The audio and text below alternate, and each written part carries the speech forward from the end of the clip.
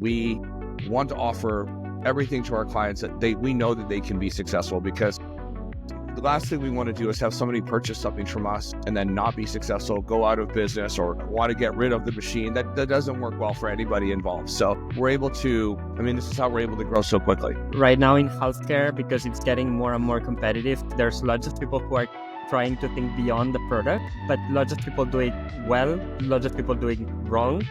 And this partnership approach is getting more and more popular. But you guys have taken this to a whole new level, a whole new dimension. When we are needed, we are there. So many times I see that, even when a lot of companies are promising post-sales support, all they do is they show up at an open house, and maybe talk to some of the patients and try to sell the technology for them in an open house format.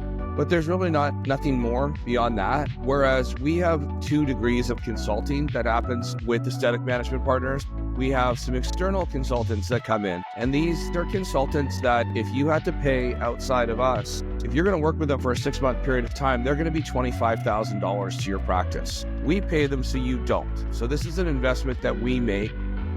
I love it. They're the emotional support blanket. They come in and really give that confidence to the clinic and guide them through on everything that they need to be successful. You have a success coach that's going to work with you. So we expect big growth in Canada, no? With these 4 launches and better. Yeah, keep you busy. Yeah, absolutely. Yeah, it better. There's I put a lot of pressure on myself to see some massive growth in Canada this year. It should be really fun and exciting to see how we start to become a major player in this market as well. We're definitely a premium company. I always like to draw the triangle and say there's a price, there's quality, and there's service. You get to choose 2.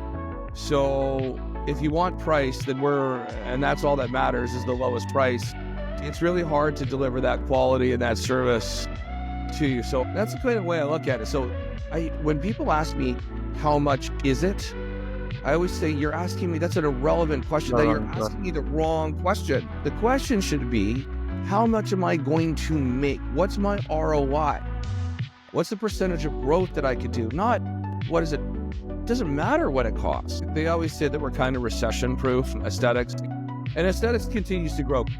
But we're starting to see more and more that if you want to continue to grow as a company, as this space is starting to mature, you need to steal someone else's market share, essentially. And the only way you're going to do that is to be a better organization than what they offer. When you're public, you're no longer accountable to your clients, right? That made you there. You're just accountable to shareholders who want to see increased value. So they're just going to do whatever it takes. We're seeing this right now with some of the top companies in the industry where they grew at 30, 40, 50% a year. And now they're in a retraction mode and they've never not growing. And shareholders are freaking out saying, I want more. So what's the first thing they can do? Well, they're just going to cut off their bottom line. But that mentality is really like, I always remember the golden goose story, right? That mentality is killing the golden goose. You can starve that goose, we're going to cut back on what we're feeding it, but sooner or later, you're going to kill that goose and you're not going to have the productivity. So it's a very short way of looking at things. To start with, like if you are a company that is listening to this and say, okay, I want to differentiate myself from the competition, what would be your recommendation to start? Like it would be upskilling your current employees, would be like finding partnerships, acquiring another company. How do you attract this talent that have been entrepreneurs in the past to help and provide real value? Where do you start? If you're a company out there that was, the number one thing I would say is. So aesthetic management partners. So why did you choose this name specifically? Well, it's really because of that last part in the name, the partnership, right? So there was a dream or a vision from our founders on how do we take this to another level where what we saw was something in the industry where a lot of companies would place a device or sell a customer device, promise post-sale support, and then really just disappear. Maybe they might get an open house with somebody who is just there. They'd get a trainer or clinical training, it would almost seem like the clinical trainer is looking at their watch, their how quickly can I get out of here? And then you're left to your own accord to make your device work, to bring patients in. Really, I mean, it can be quite daunting, especially if this is something that you're just starting out in. So the dream really was to be able to offer a partnership, a true partnership that would help both of us grow as we move forwards. What we always say is, people go, well, are you just doing this out of the goodness of your heart? No, we understand that customer who you can make happy and can make successful with one device is going to want to buy more technologies from you. And that's a partnership that's going to last well into the future, and that they'll continue to want to integrate any new technology that we have into their practice. So it's a selfish standpoint, actually, that is our plan to do well, in that we want to offer everything to our clients that we know that they can be successful, because the last thing we want to do is have somebody purchase something from us and then not be successful, go out of business, or want to get rid of the machine. That doesn't work well for anybody involved. So we're able to, this is how we're able to grow so quickly. That's why partners, right? We're partners. We added partners because we want aesthetic management partners. That's what we're trying to be. And to you, what's the difference between selling those medical devices that you have just mentioned, or that just sell you the product, they are rewarded for that, then they disappear, you don't have this level of support, and then partnering? What does partnering really mean to you? It means doing everything that you can to ensure success on the customer's level, that when we are needed, we are there. So many times I see that, even when a lot of companies are promising post-sales support, all they do is they show up at an open house, and maybe talk to some of the patients and try to sell the technology for them in an open house format. But there's really nothing more beyond that. Whereas we have 2 degrees of consulting that happens with aesthetic management partners. So we have something first that's called our AGC group, or our AMP growth consultants. And these are a group of individuals who have owned successful med spas themselves. And what they do is they come in and they're focused on teaching you how to do a sales event, not just doing an open house, but they're going to come in, work with your current patient database. They're going to show you how to use social media in order to amp up this event. And the goal is to do 10 cases in 2 hours, whatever that may be. So, if we can bring $30,000, $40,000, $50,000 in revenue in one event for these clients and teach them how to do that, that's step one, right? That's to make the big splash when you bring this new piece of equipment in. Then we have some external consultants that come in. And this is really they're called our clinical integration specialists. And these people are about working with you on an ongoing basis, optimizing how your staff speak to your patients, optimizing their clinical-based knowledge, their practice support, and actually really going through things with the owner.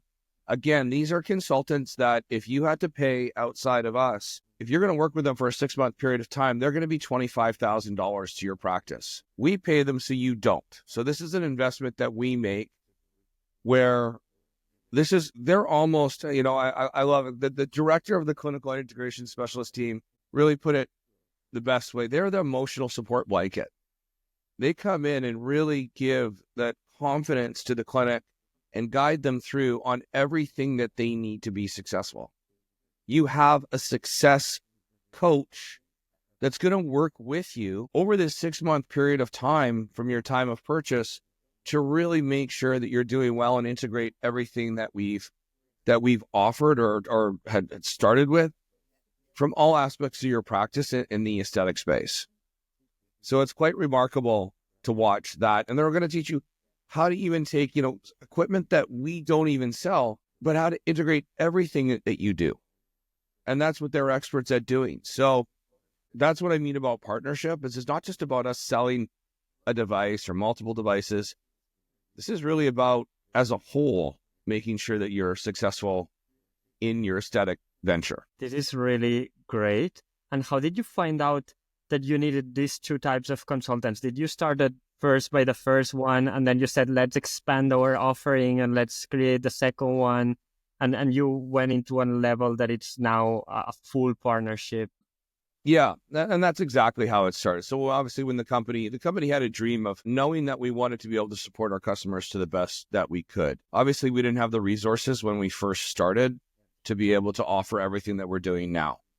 And it really grew. At first, rather than have our AMP growth consultants, which are internal to us, we were using an external, we started using another company that offered these services. And what we were able to do is, obviously, if we're doing externally what we're paying, what we wanted to do was bring that in-house. We thought it would be better if we could have, these were actually employees up. So what ended up happening, I won't go into the full details, but everyone that we were using in the external company, that company ended up making some changes. And we were lucky enough to have all the consultants that we were working with on an external basis come and actually work directly for us. So basically that company turned into our company and became a division of our organization outside of the sales department. Then as we grew through that, we realized there was still a need. A lot of people in our space, they will call certain individuals like after sales support or business development managers. And really, we didn't want that title to be put on our clinical integration specialist because there's so much more than a post-sales support team. We actually hate that language for them. We understood that, a lot of times people are promised this post-sales support and it really doesn't happen. It's kind of funny. It's a carrot that gets dangled for you to buy the machine. And then once you buy the machine, there's very little support that actually occurs. And the programs they're even offering, you kind of have to laugh a little bit and say, like, who came up with these things? Is this somebody who really even understands what it's like to run a med spa? So again, these clinical integration specialists, I'm just thinking of them in my head, like the leader of the clinical integration specialists ran one of the most successful chain of med spas in Massachusetts. And his family ended up selling off their clinics for a tidy profit to another really huge chain in the United States, which, I mean, he doesn't need to be doing this. He does this because He believes he that. loves what he's doing. He wants to help people, right? But he doesn't need to. They did extremely well when they sold off their practices to this extremely large chain. So he doesn't need to be doing what he's doing, but he wants to take this further. And that's many of the clinical integration specialists where they have owned and operated. One of our clinical integration specialists owned and operated her own med spa and sold it by the time she was 25 years old. Okay, so these are really bright people that are really trying to help other med spas grow, and we're lucky enough to have them. So they know what they're doing when it comes to, hey, let us share with you what made us successful. This is not just somebody that we hired out of university, that this is their first job and trying to help somebody grow their business who really has no actual experience in the space or even knows what it's like to be an entrepreneur and to start a med spa. But our team are people that have all done it. So that being able to offer that, I mean, imagine anything you do that you have somebody that's already done it sitting there as your personal coach, which you don't need to pay. You get by buying a piece of equipment from an aesthetic company. It's a no-brainer. It's that security blanket of it's how much more of a guarantee of success can we give you? How much more can we invest into you? Where we're not only just where you have the real true rep support, but then you have the AMP growth consultants, which are going to show you how to do events and do social media to amp up for that event. And then you have our clinical integration specialists as well, who are going to be your basically success coach because they know they've already done it themselves. So at this point, I don't know what else we can do to make sure that somebody is successful. And then when they are, that's why I guess I would say we're just vertically integrated. We offer so much as a company and we continue to grow. Our goal was to be able to offer at least one in the States. We have so much technology in Canada. We're getting going direct right now. We just have our biologics, but we're going to be adding capital and all these resources the AGC team and the CIS team are going to be coming into Canada. Unfortunately, we haven't been able to offer it. And, I am the Canadian director, our country manager. So that's why I look at this from a Canadian point of view. And I've been dying to be able to bring these resources to my clients. But since we're now have moved direct and we'll be launching new capital equipment soon, I'm going to be able to bring this to Canada. But our goal in the States is to launch one new technology every year. And again, have that constant support. And this is where we're going. People just, when they buy from us, they might buy one thing, they get this level of support. And usually they start investing a whole bunch more and really wanting to buy the whole suite that we offer because they just get these services over and over and over. Yeah, it feels like with the partnership, customers come easier and then they stay for longer. So there's much more benefits for your company. You get much more for providing this value. Absolutely. And to start with, like if you are a company that is listening to this and say, okay, I want to differentiate myself from the competition, what would be your recommendation to start? Like it would be upskilling your current employees, would be like finding partnerships, acquiring another company. How do you attract this talent that have been entrepreneurs in the past to help and provide real value? Where do you start? If you're a company out there that was, the number one thing I would say is it all starts with your reps right away. So if you're an organization that doesn't quite have the capital to be able to invest in the way we're doing it right now, what I find is it all starts with having sales reps that care about the client. That's where it really has to start. I've always in my career tried to stand out as supporting clients. I always say that clients who have already bought from me or are my current customer, they take precedence over anybody new. So if I have an emergency, if they had an emergency, they call me and maybe I have a meeting to have a new client, I will actually reschedule the meeting with the new client to take care of the person because I have loyalty to the people that have already invested in me. And I think, and I teach my reps that I coach and mentor to have that same mentality. I think if you have that, that's where you can start. And that is something that you can ingrain in your people for your clients to really feel that level of support. Start there. And then when you have repeat business, then you can do what we've done, which is we didn't do it right away. We grew into adding. But I get, that takes a huge significant investment. I mean, you think about that. When we did this, we were in a position where most people, like you look at most companies in our space right now, they're decreasing in business. We've seen companies that have lost 30, 40% of their business year over year. Wow. In our space. There's been a huge contraction where we continue to grow. And we made that investment, though, as we just said, we have to do this. We have to make this investment. Obviously, being in a retracting market, we were a little scared. Like we said, okay, wow, we're going to make this investment when most people are actually looking ways to cut, cutting their sales force, cutting their team, cutting their post-sales support. And we said, no, we're actually going to move ahead and invest more. When you have such a success, like the success that you had in your company, but then management changes and they start to cut costs, for example, in a decreasing market, like the one that you are playing in, that it's constraining. Yep. But the first costs to cut sometimes are costs that are non-sales related, non-marketing related, like partnership, consultancy, and all of these things. What do you add to that? Well, I mean, that's kind of the first steps for a company to move down. I guess it's something that in organization, I truly believe it has to come from the top. So if your C-suite executives are trying to protect more their bonuses than their people, I just think that's a recipe for disaster. It has to come from just a mantra of the organization, starting with the vision of your top leaders. We just refuse to do that. That's not who we are as a company. And yeah, that might mean that you hurt profitability for a year or maybe two. But it's an investment in long-term success if you want to grow and you want to be different. And there are a lot of players out there. And we've seen this story a few times. And we know what happens when you discuss. I mean, some of the largest companies out there, they're going through a lot of turmoil right now. I won't mention names because I don't want to slag anybody, but there's been some mergers, and now that very large company that merged is now talking about how they're going to split, and that creates a lot of turmoil for employees, not knowing where their paychecks are going to come from or what's going to happen to them, or so.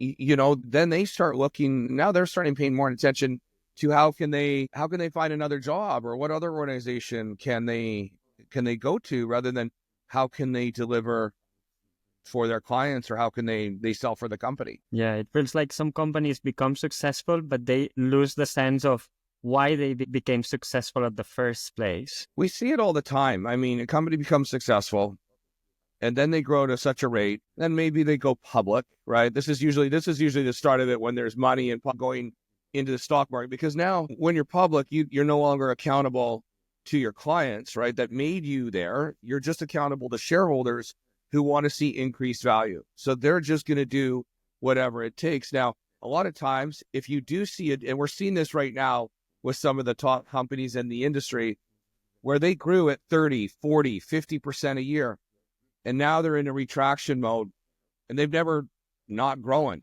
And shareholders are freaking out saying, I want more. So what's the first thing they can do? Well, they're just going to cut off their bottom line. But that mentality is really like, I always remember the golden goose story, right? That mentality is killing the golden goose.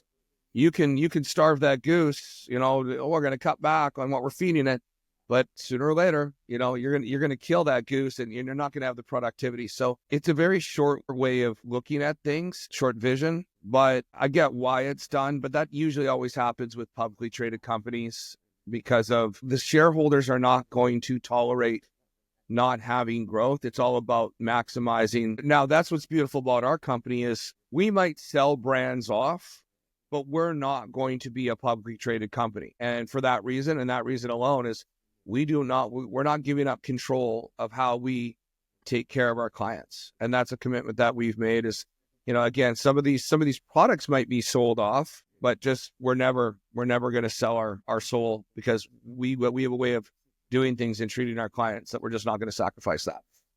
And you compete actually with publicly traded companies, right? So this gives you a point of leverage at the end. We do. It's funny to hear.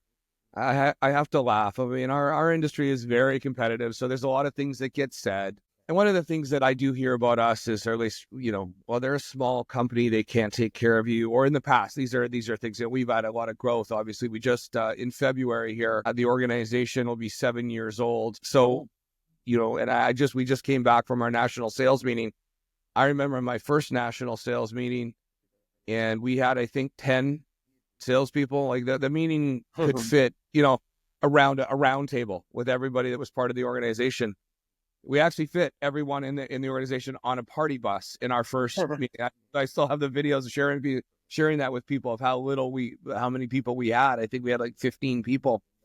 And at this meeting there was, and we didn't even have all the teams there. We didn't have like our sales support. We never had anybody from head office, but we had something like 135 people at this meeting, and we're growing so rapidly to see all this. But, people would say, well, they're just a distributor. Well, okay, I don't know what that has to do with anything, but, the funny part is we're not just a distributor anymore. Our goal was to be a distributor to gain revenue and profitability so that we can invest in our own brands. And that's exactly what we're doing. So we're starting to launch our own brands, but at the same time, we're not going to give up the model of being a distributor. I don't understand why that's such a bad thing. I mean, at the end of the day, I do laugh. These same companies, these reps that say that, they don't realize that, I don't know what the difference is between us and them when they're buying someone else's product and then taking that product and white labeling it, basically. I find it hilarious. It's like you're distributing other people's products too. So what's the difference, right? Just because you're putting your name on it, your company doesn't actually make that device. So we just don't mind someone else's name being on it. I don't think it makes any difference to the eyes of the consumer. Like if you need products, like at the end, it's about the product that you actually receive. Like you don't care that much about the label. I don't know. Well, that's it. It's reps trying to, or I mean, I don't know. Yeah. We'll call reps. They're trying to distort things about what really matters. Like, who cares what the name is on there? What clients care about, from my understanding, really the ones that I've spoken with, is They want a product that delivers on what it's supposed to deliver on. It's supposed to work, right? They want reliability. They don't want the machine to be breaking down on them. And ultimately, they need to make good profitability. It's something that patients want and are willing to spend money on the treatments. If you meet that, why do you care about if the company is a distributor and you get this post-sale support? Why do you care about if it's made directly by a company or if it's distributed by a company? I guess this affects like maybe the new customers that you might approach, because the customers that already work with you already know that the level of partnership success that you bring to them.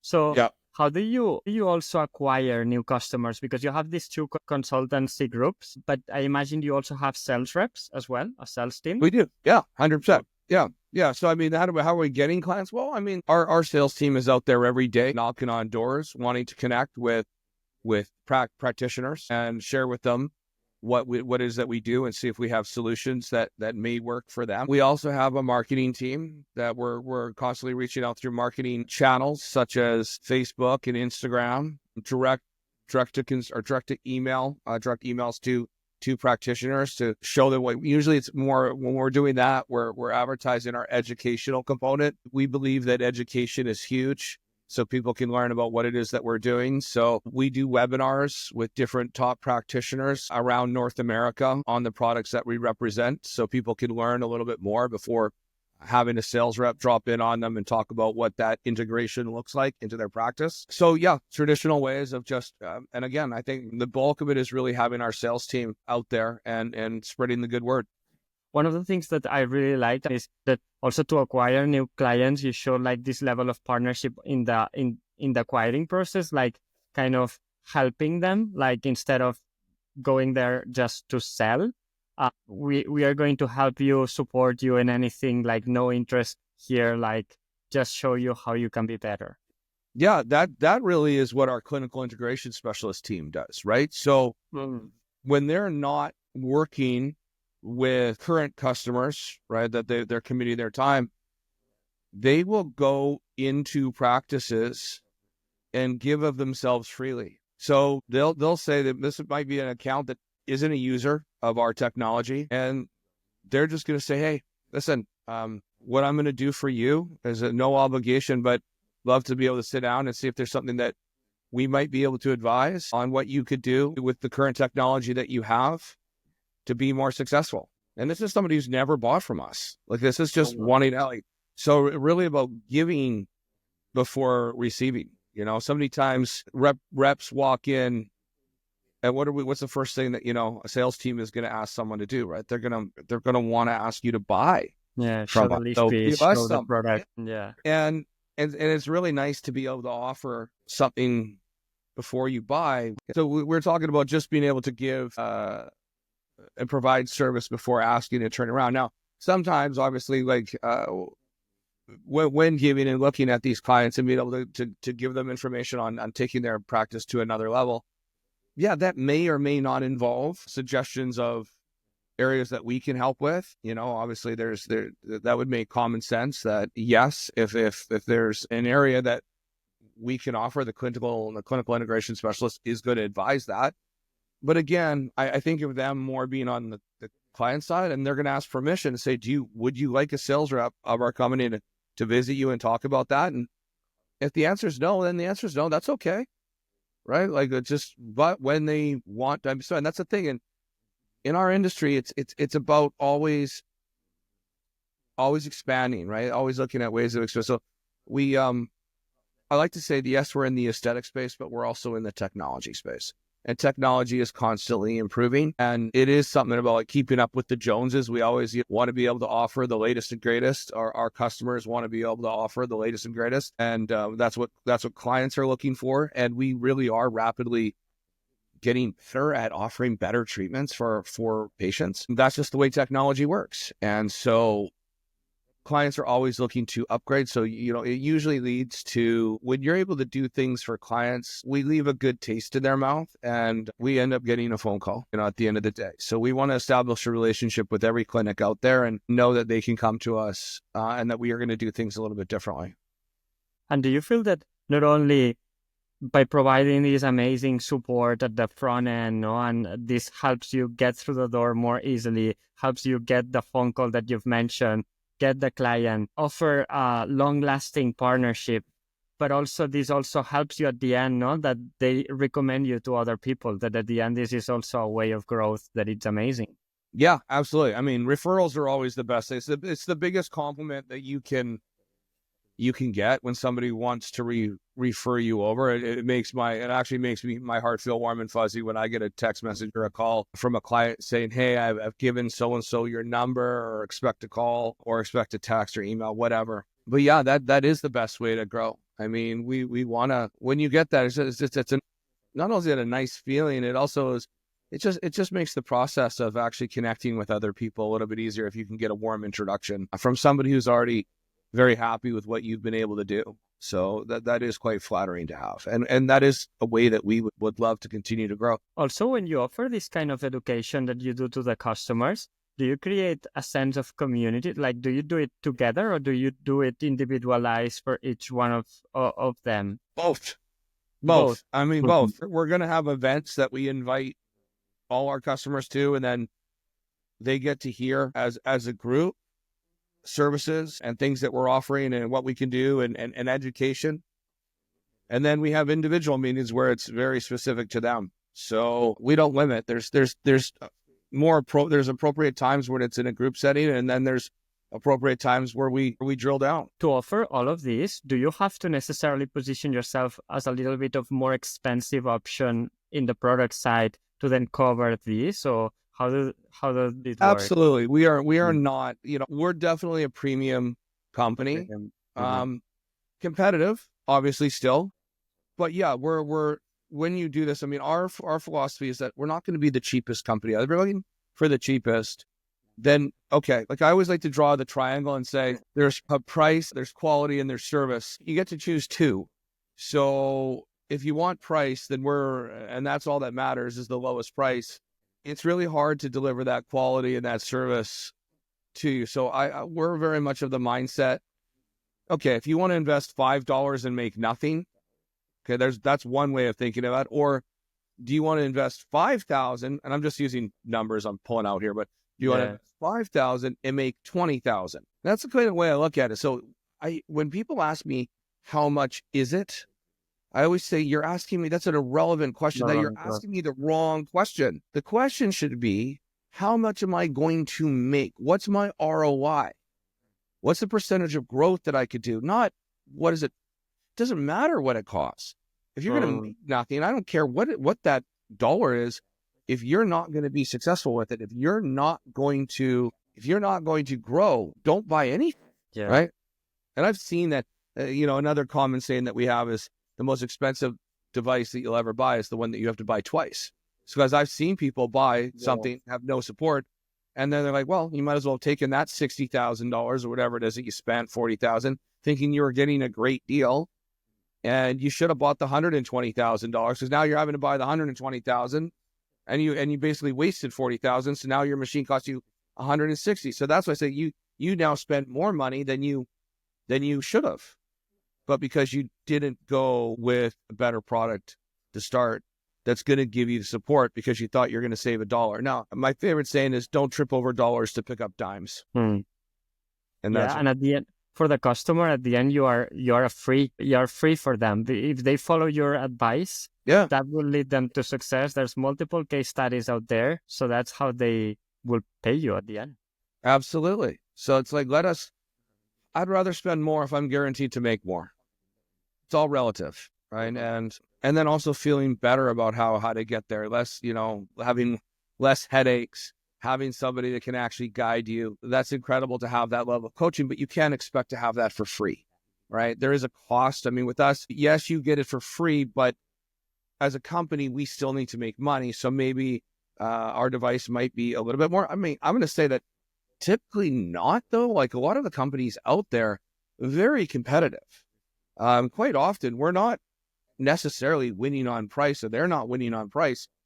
If you're working with a good company or a reputable company with good technology, we're all pretty similar. Some maybe a little bit more than others. There's some that really stand out. But at the end of the day, there's not a huge difference. But what does make a huge difference really is going to be those success coaches, is going to be the internal and the consultants, is going to be the company that is there for you. I mean, I often say to people, like, don't even think that the cost of acquisition of your technology is where you're going to put out your money. I think that if a machine goes down and you don't have a good support team to get your equipment back up and running, that's where you could be losing so much money. Yeah. Mm-hmm. Right. Yes. And if a company's not going to take care of you that way, which we do, right? We're our depot service, we're all over it in terms of making sure that people are up and running and they're servicing their patients. But there's so many ways that you could be spending a lot more money in our industry by not taking care of your clients. And your clients could be losing money by not investing in certain, what I call just no-brainers. But again, a lot of these services that we're talking about, as soon as a company starts to see any falter in their numbers, these are things that are the first to go. Mm. And people ask me why I left my first organization that I worked for in this space. And it's very simple. When I first started with this company, not the company I currently work for, but my previous company, because I've only worked in two aesthetic companies, but the previous one, when I first started there, if something went wrong with a handpiece or something, like there was no questions asked. We just overnight, new handpiece, done. Let's just get them up and running. And that's it. Now, if somebody called and said, I have a faulty handpiece, it was, well, we got to run this test and we got to run that test and we got to do this and we got to do that. And it took like 2 weeks before any action even occurred.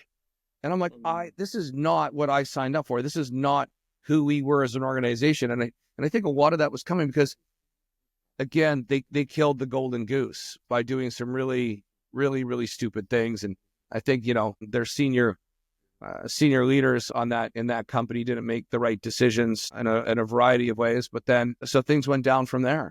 But they no longer valued or serviced their patients or their customers so that their customers could service their patients the same way that it started off with the vision that we started off with in the beginning. So what I'm very happy to say is with Aesthetic Management Partners, we just continue to put more as we grow. It's not about cutting back. We realize that our founders, I should say, realize that by putting more in to this, we are going to continue to differentiate ourselves and grow even more rapidly. Yeah, at the end, if you keep on improving and adding and analyzing the customer journey, the success and everything, at the end, you make the competition smaller and smaller and smaller. And that's kind of the pieces of your success that you've been able to grow even in a market that is shrinking. We've really experienced, they always say that we're kind of recession-proof, aesthetics.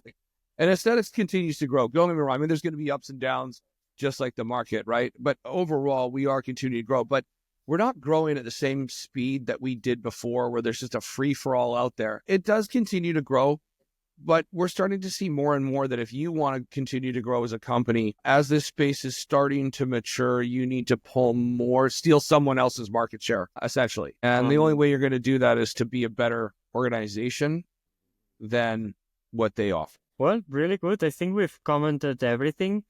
My last question would be, how do you see the future? How do you see now what's keeping you busy in Canada? Because I think you've been working in the US quite successfully. Now you're expanding into Canada, right? Yeah. So Canada's been a little bit different in that when we entered in the Canadian marketplace, we partnered with another company and they had their good company. They just had their own way of wanting to do things. It wasn't quite the way we envisioned things going. We had a strong partnership for a number of years, but we both agreed that it was time to separate. So it's allowed us to come now direct into Canada. And we started off with our biologics, our exosome products, Derive and XOE. And now we're just waiting on Health Canada. Obviously we know that anything bureaucratic can take a while, anything government can take a while, but we're very close to being able to have Health Canada approval on our first capital piece of equipment that we'll be bringing, our first technology we'll be bringing into Canada. And then we expect it to be a domino effect where there's a number of products that we've already applied to Health Canada and we're just waiting. It's just all going to take some time. But I believe, we're on pace to launch probably 3 to 4 products in Canada this year. And yes, it's going to be fun and we're going to continue. Now, obviously with that, our customers in Canada are going to get to benefit from our AGC and our CIS team that's going to come along with also, the way that we really impart the values that we impart on our sales team as well. So I'm leading everything in Canada. So everything I'm saying, I'm going to make sure that my reps deliver. I've got a great team thus far, and we are expanding. But yeah, it's going to be really fun to watch what happens over the next year and to see everything that we're doing in the States and continuing to grow in the States being pushed up over the border into the Great White North. So we expect big growth in Canada, no? With these 4 launches and Better. this team expansion. Yeah. Keep you busy. Yeah, absolutely. Yeah, it better. There's a lot of, I put a lot of pressure on myself to see some massive growth in Canada this year. It should be really fun and exciting to see how we start to become a major player in this market as well. Amazing. So thank you so much. I think lots of learnings here, and hopefully that everyone can learn here and provide a better customer success to every market.